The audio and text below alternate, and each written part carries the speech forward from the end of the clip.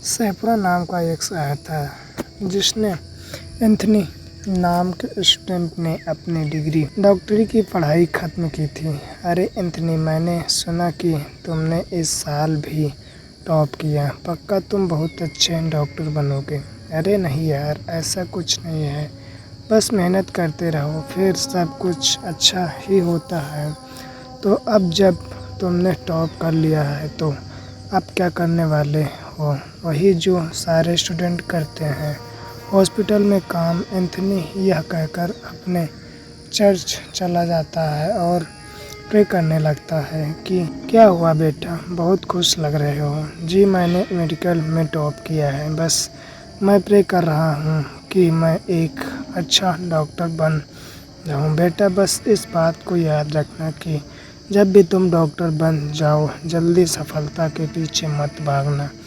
जो सफलता जल्दी मिलती है उसे संभालने के लिए वैसा दिल भी होना चाहिए होता है। मैं समझ गया। मैं तो टॉपर हूँ। मैं जल्दी अपने लक्ष्य को पालूंगा। मैं अपना खुद का हॉस्पिटल खोल कर रहूँगा। बेटा, तुम जो भी करो बस साफ मन और ईमानदारी से करना। इतना कहकर एंथनी चर्च से निकल जाता है और बड़े से अस्पताल में अपना इंटरव्यू देता है। मगर अस्पताल के सेलेक्टर एंथनी से डोनेशन मांगने लगते हैं। देखिए, मैं बहुत गरीब घर से हूँ। मैंने बहुत पढ़ाई करके अपना कॉलेज में टॉप किया है। तुमने टॉप किया है या नहीं, उससे हमें कोई लेना देना नहीं है। हम यहाँ पर बिना डोनेशन के किसी को भी नहीं लेते। यहाँ पर जो भी काम करता है उसकी ज़िंदगी बन जाती है। मुझे माफ़ कर दीजिए, मैंने पहले ही अपनी पढ़ाई के लिए लोन लिया था। मैं और पैसे नहीं ला पाऊँगा तो हम भी तुम्हें सेलेक्ट नहीं कर सकते हैं। एंथोनी दुखी होकर घर जाने लगता है। घर जाते वक्त उसे एक औरत अपने पास बुलाती है। क्या हुआ बेटा, तुम्हारी मेहनत का फल तुम्हें नहीं मिला इसलिए दुखी हो ना? हाँ, मगर आपको कैसे पता? तुम बचपन से प्रे करते आ रहे हो। मगर तुम्हें उससे हासिल क्या हुआ? कुछ भी नहीं।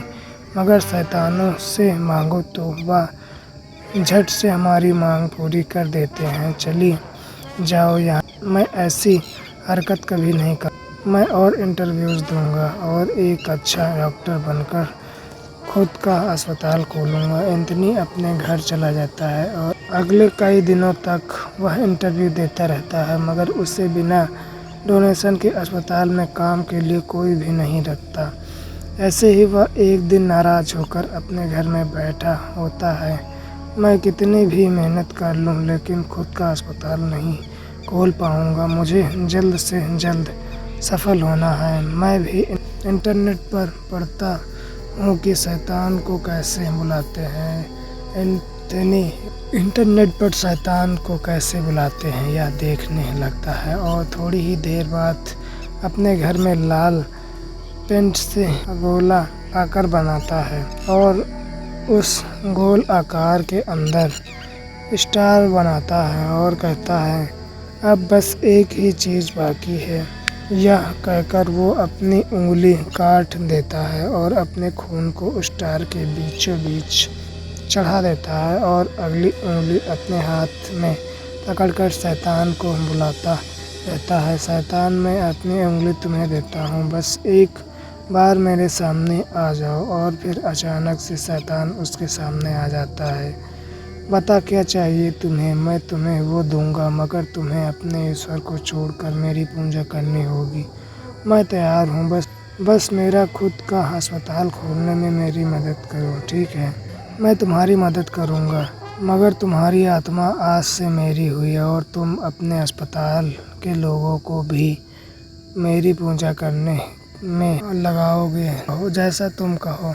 यह कहकर एंजल वहाँ से चला जाता है और थोड़ी ही दिन बाद एक बहुत बड़े बिजनेसमैन का फ़ोन एंथनी को आता है और वह बिजनेसमैन एंथनी को एक हॉस्पिटल बनाने के काम के लिए पैसे दे देता है। एंथनी हर दिन एंजल की पूजा करता रहता है। एंथनी के पास उसका खुद का अस्पताल आ जाता है। इस शैतान ने जैसा कहा था बिल्कुल वैसा ही किया और मैं यहाँ अपनी पूरी ज़िंदगी ईश्वर से यह अस्पताल मांगता रहा, मगर आज एंजल ने तो मुझे एक ही बार में यह अस्पताल दे दिया। अस्पताल बड़े ही ज़ोर शोरों से चल रहा था और अस्पताल में किसी भी तरह की अच्छी एंथनी ने अस्पताल का नाम एंथनी अस्पताल रखा और उसने अपने कभी में एंजल शैतान के पोस्टर लगा दिए। थोड़ी ही दिन बाद एंजल वापस एंथनी को अपने कैबिन में दिखाई देता है।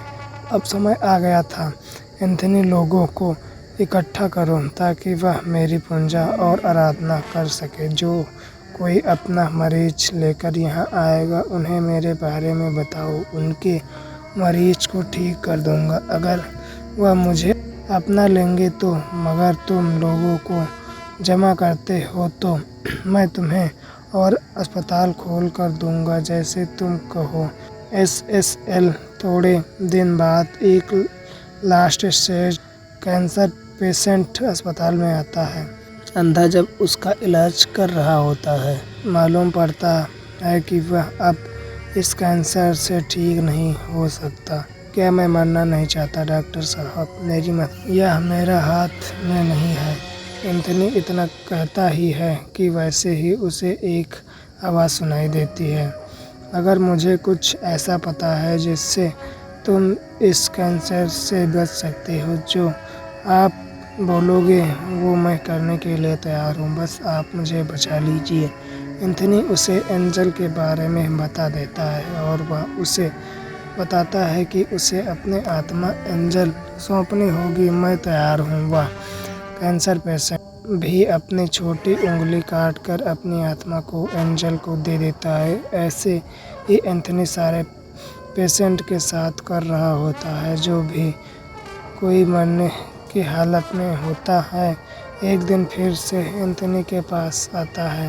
बहुत अच्छे एंथनी, मेरे नौकर, ऐसे ही काम करते रहो और मेरे लिए अस्पताल के नीचे एक नया मंदिर बनाओ और हमेशा वहाँ लोगों को जमा करके मेरी पूजा किया करो। ग्रहण का दिन जल्द आने वाला है। एक दिन मैं एक साथ तुम सब को मिलूँगा, लेकिन मुझे अभी उस आपसे कुछ और नहीं चाहिए। मुझे अब यह सब करना ठीक नहीं लग रहा। वो तो तुम्हें पहले सोचना चाहिए था। एंथनी एक शैतान से हाथ मिलाकर तुम मुंह नहीं मोड़ सकते।